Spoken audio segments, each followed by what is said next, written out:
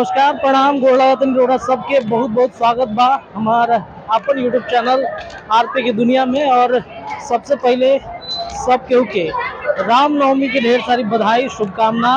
और पटना में रात के समय में रामनवमी के मौका पर एक से बढ़कर एक झांकी जोन बा उ निकलेला, तो ओकरे के दिखावे खातिर हम आगे बनी। सबसे पहले जोन बा पटना के महावीर मंदिर में जोन परसों रात से ही 12 बजे रात से ही लोग भीड़ लगावल शुरू कर देवेला एजा हनुमान जी के दर्शन करे खातिर। और देखी अभी रात के वक्त हो गई बा, रात में हम आयल बनी, रात में भी काफी ज्यादा भीड़ बा। अमूमन एक दिन में खबर आयम अंधीना में एजा जन बा बहुत सारा दुकान उकान लगेला, लेकिन आज पूरा तरीके से खाली बा।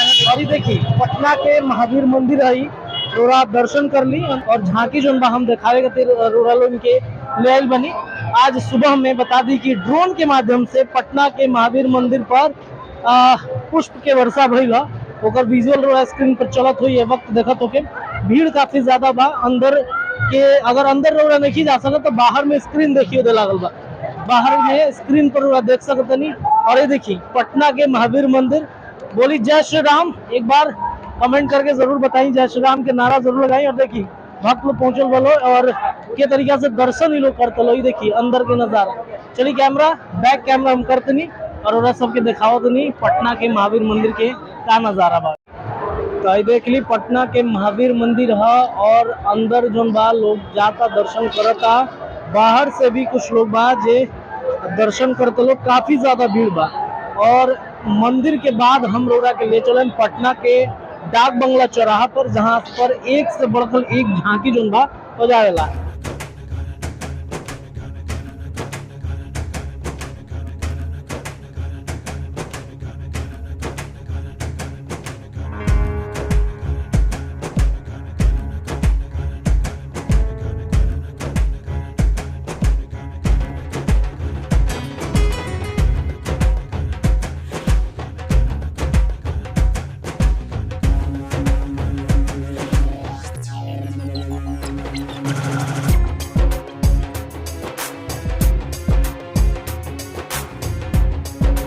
तो महावीर मंदिर से निकलने के बाद हम देखी पहुंच गए बनी डाक बंगला चौराहा पर। और एजा वीआईपी लोग खातिर मंच लागल बा। यही जा बिहार के मुख्यमंत्री नीतीश कुमार जी आई हैं कुछ देर में। और देखिए एजा बहुत सारा वीआईपी लोग बैठल बावे, हम दिखाओ तो के चलिए आगे बढ़ता।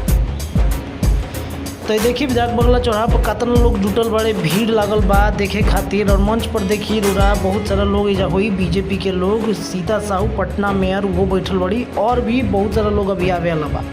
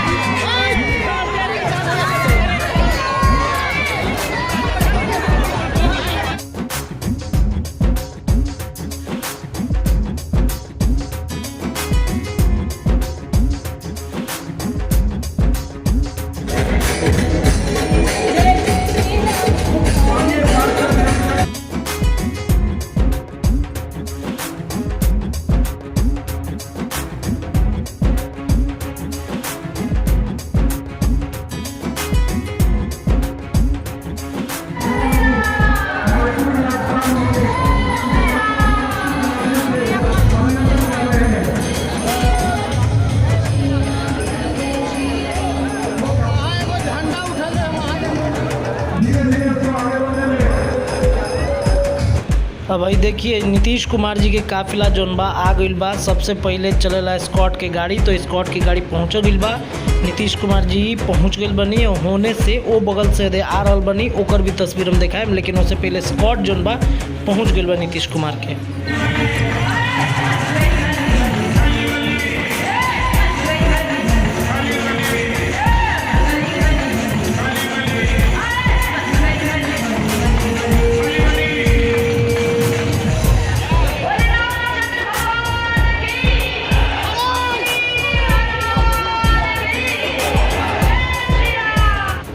देख ले मीडिया वाला भाई हूँ एगो बाबू के चढ़ा दल बड़ा कंधा पर कैमरा करे खती हो जा तकले कैमरा इनका ना पहुँचत रहा।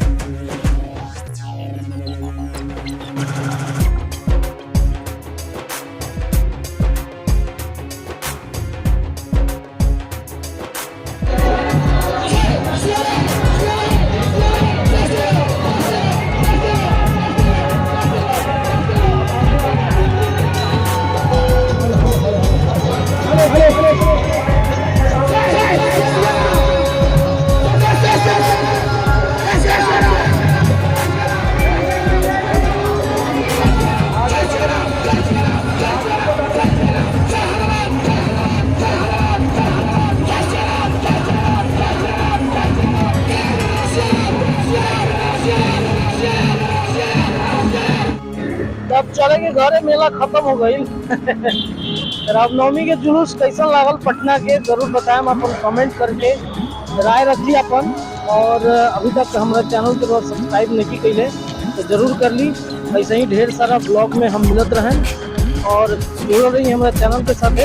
अपन राय कमेंट सेक्शन में रखिए, शेयर करी जितना हो सके, सपोर्ट करी और भी लोग के सपोर्ट करवाई। ऐसे कि भोजपुरी में ब्लॉग के हम शुरुआत के लिए बनी, बस रोड उनके सपोर्ट की जरूरत बा। अगर रोड़ा सभी सपोर्ट करब तो हम और ढेर सारा ऐसे ही भोजपुरी में ब्लॉग बनाते रहे। अपन राय रखी, चैनल को सब्सक्राइब करी, जुड़े रही आरती दुनिया के साथ। बहुत बहुत धन्यवाद, प्रणाम, गोलातनी, शुभ रात्रि।